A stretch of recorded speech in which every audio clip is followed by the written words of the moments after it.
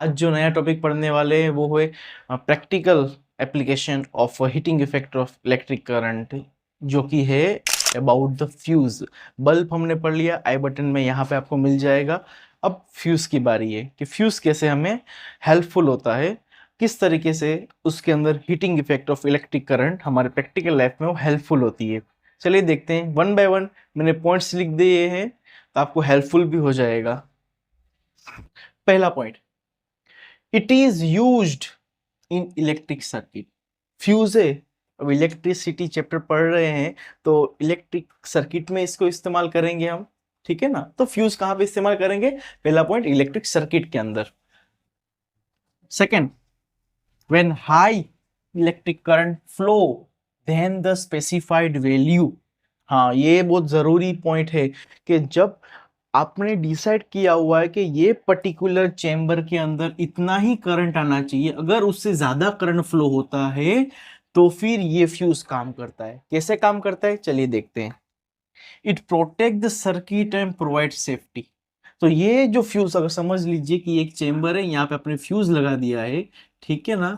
अब यहां से करंट समझ लीजिए मुझे 2 एम्पियर करंट चाहिए, और यहां से करंट आ गया अराउंड 5 एम्पियर। तो ये 5 एम्पियर करंट यहाँ पे जाएगा नहीं, यहां से सर्किट क्या हो जाएगी, आपको प्रोटेक्ट कर लेगी, फ्यूज आपको प्रोटेक्ट कर लेगा, क्योंकि यहां से कितना आ रहा था 5 एम्पियर, और हमें कितना चाहिए 2 एम्पियर।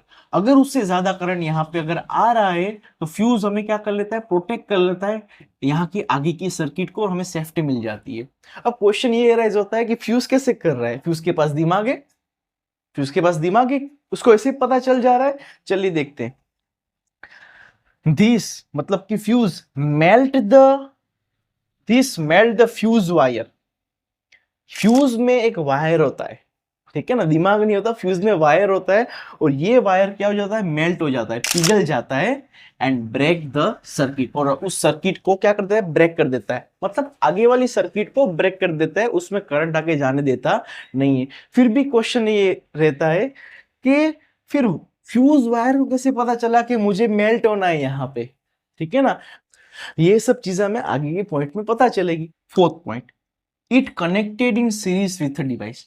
अब इस फ्यूज को हमारी जिस डिवाइस होते हैं, जो कोई भी डिवाइस होती है, ठीक है ना, घर के अंदर हमारे फ्यूज होता है, ठीक है ना, आपके लैपटॉप के अंदर भी छोटा सा फ्यूज होता है, आपके अगर आपके घर पे इन्वर्टर है तो इन्वर्टर में भी फ्यूज होता है, छोटा सा एक कार्ट्रिज होता है, ठीक है ना, वो एक तरीके फ्यूज होता है, वो सीरीज में लगाना होता है। अब सीरीज क्या होता है, सीरीज और पैरेलल, इसके बारे में क्वेश्चन ऐसे होता है, तो उसके लिए भी मैंने यहाँ पे वीडियो के डिस्क्रिप्शन में आपको उसके बारे में इंफॉर्मेशन मिल जाएगी, वीडियो बनाया हुआ है मैंने, आई बटन में मिल जाएगा। एक काम ही करता हूँ, चैप्टर, ये जो इलेक्ट्रिसिटी का चैप्टर है ना, उसके न्यूमेरिकल्स और उसके रिलेटेड जो भी वीडियो मैंने बनाया उसकी प्लेलिस्ट की वीडियो की लिंक डाल देता हूँ, आपको सब मिल जाएगा वहां से, ठीक है। आगे, it is made up of metal और an alloy with appropriate melting point. यहां हमें जवाब मिला। थर्ड पॉइंट का जो क्वेश्चन था ना, वो हमें फिफ्थ पॉइंट में उसका आंसर मिल गया। हमने क्या बोला था कि भाई फ्यूज के पास दिमाग कैसे है? फ्यूज के पास दिमाग है कि उसको पता है कि अभी मुझे मेल्ट होना है? तो नहीं, उसके पास दिमाग नहीं होता। तो फिर कैसे पता चलता है? हमारा जो फ्यूज में जो वायर होता है वो किसी मेटल का बना होता है, और मेटल की कोई प्रॉपर्टी होती है, उसका कोई मेल्टिंग पॉइंट होता है कि इस पॉइंट के बाद उसको पिघल जाना है। जब उसमें से इतना करंट फ्लो होगा तो उसका इतना टेम्परेचर बढ़ेगा, और उसकी वजह से वो ब्रेक हो जाएगा या मेल्ट हो जाएगा। या फिर एलॉय, एलॉय का मतलब होता है, एलॉय का मतलब क्या होता है कि कोई मेटल या फिर एक नॉन मेटल, उन दोनों को मिक्स करके जो नया सब्सटेंस बनता है उसको एलॉय कहते हैं।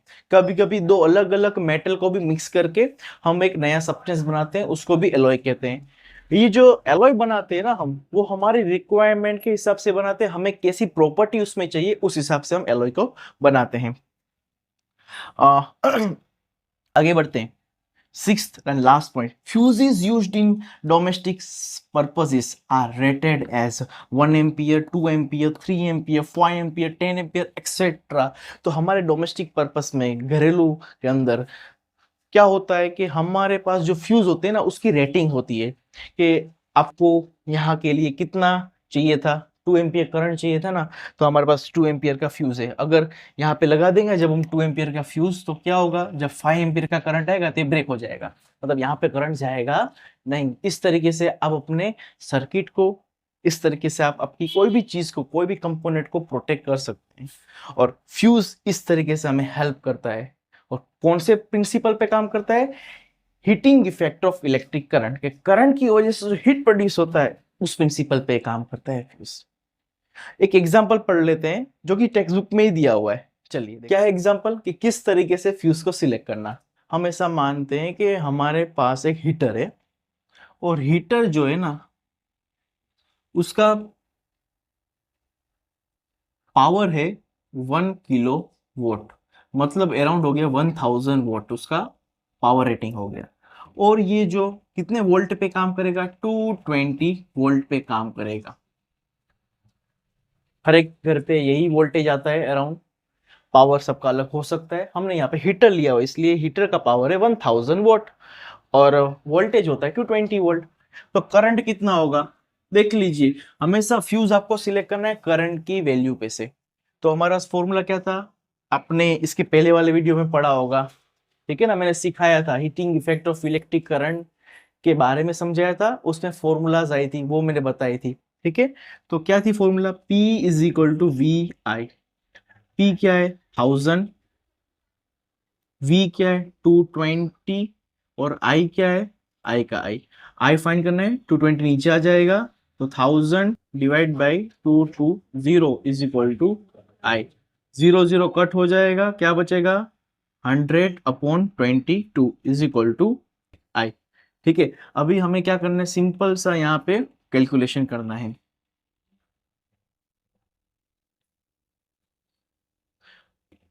हंड्रेड अपॉन 11 टू जा लिख देता हूं मैं, 2 5 जा 10 और ये 0 आ गया यहाँ पे, इसलिए ये हो गया 50/11 इज इक्वल टू ये हो गया I। डिवीजन कर देते हैं यहाँ पे, 50 डिवाइड बाई 11, 11 के टेबल में 50 तो नहीं आता, तो 11 4 जा 44 लेंगे यहाँ पे, तो 50 माइनस 44 तो 6 हो जाएगा, 0.0, 11 5 जा 55 हो जाएगा, ये हो गया 5 0, 11 5 जा 11 5 जा नहीं लेंगे, 11 4 जा ही लेंगे यहाँ पे, 11 4 जा 44, तो ये चलता रहेगा, ठीक है ना। तो इसका मतलब हमें क्या मिला, 4.554 एम्पियर। तो इसका मतलब अगर मुझे फ्यूज लेना है मेरे हीटर के लिए, तो मैं अराउंड 5 एम्पियर का फ्यूज ले लूंगा। फ्यूज कितने का होगा, fuse will be of 5 ampere. ये अकॉर्डिंग टू टेक्स्ट बुक है, थियोरेटिकल हिसाब से, ठीक है ना।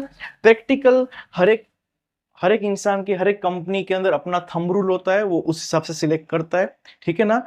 Textual according to text book, अगर 4.554 एम्पियर आपके पास करंट आपको मिल रहा है, तो आपको 5 एम्पियर, क्योंकि हमारे पास कितने एम्पियर का था, 1 एम्पियर 2 एम्पियर 3 एम्पियर, फिर 5 एम्पियर और 10 एम्पियर का फ्यूज था, तो 3 एम्पियर का तो लगा ही नहीं सकते, 4 एम्पियर था ही नहीं, 5 एम्पियर है हमारे पास, तो 5 एम्पियर का हम लगा देंगे फ्यूज। इस तरीके से हम अपना जो हीटर है उसको हम प्रोटेक्ट कर सकते हैं। अगर 6 एम्पियर या 7 एम्पियर का करंट आया तो उससे उसको बचा सकते हैं। अगर वीडियो अच्छा लगा है तो वीडियो को लाइक कीजिएगा, अपने दोस्तों के साथ शेयर कीजिएगा और चैनल को सब्सक्राइब कीजिएगा कि जल्दी से जल्दी आपको नए वीडियो मिलते रहे। Thank you very much.